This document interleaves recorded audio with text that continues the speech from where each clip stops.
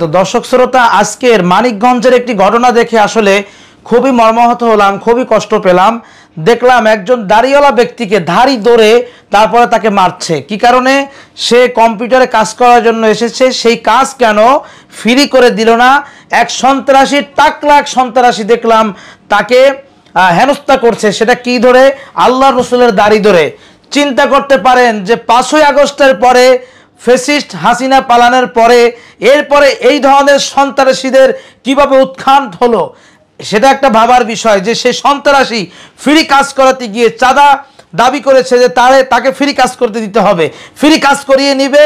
সেই ফ্রি কাজ করতে দোকানদার রাজি হয় নাই।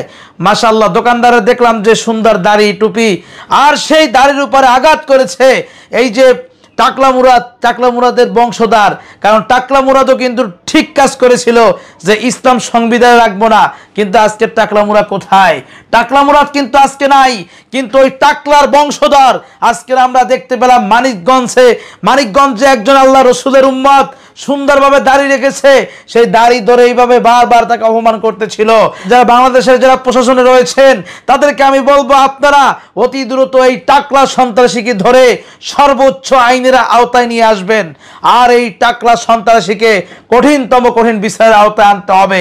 কারণ যদি ওই লোকের দোষ হয়েও থাকে, কিন্তু দাড়ি ধরে তাকে অপমান করছে, দাড়ি ধরে তাকে দাড়ির উপর আঘাত করেছে, আল্লাহর রসুলের সুন্নাতের উপর আঘাত করেছে। গোটা বাংলাদেশ থেকে প্রতিবাদের ঝড় উঠছে ইউটিউব এবং ফেসবুকে।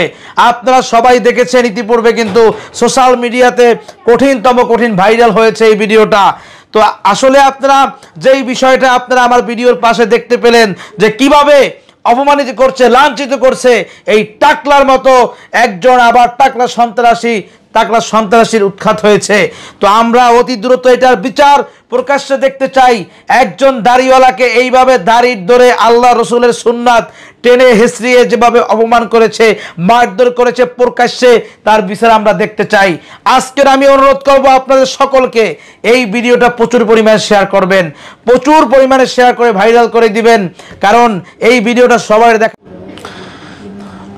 আমরা দেখেছি বিগত দিনে ওলামায়ে কেরামদেরকে, হুজুরদেরকে যারা টানা হেস্তা করেছে, যারা অপমানিত করেছে, আজকের কিন্তু তারা দেখেন কোথায় আছে।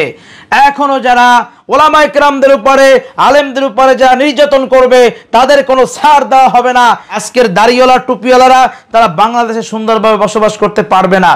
আর সেটা বড় কথা নয়, দাড়ি থাকুক বা টুপি থাকুক বা নাই থাকুক, একজন ব্যবসায়িকের কাছ থেকে তুমি চাঁদাবাজি করার কে? তুমি চাঁদা নেওয়ার কে?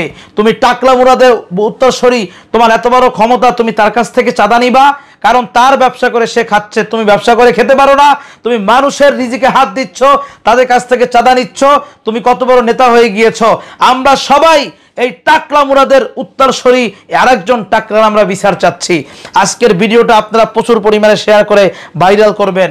আপনারা কারা কারা বিচার চাচ্ছেন কমেন্ট সেকশনে দ্রুত জানাবেন। আর আমরা 24 ঘন্টার ভিতরে গ্রেফতার দেখতে চাই।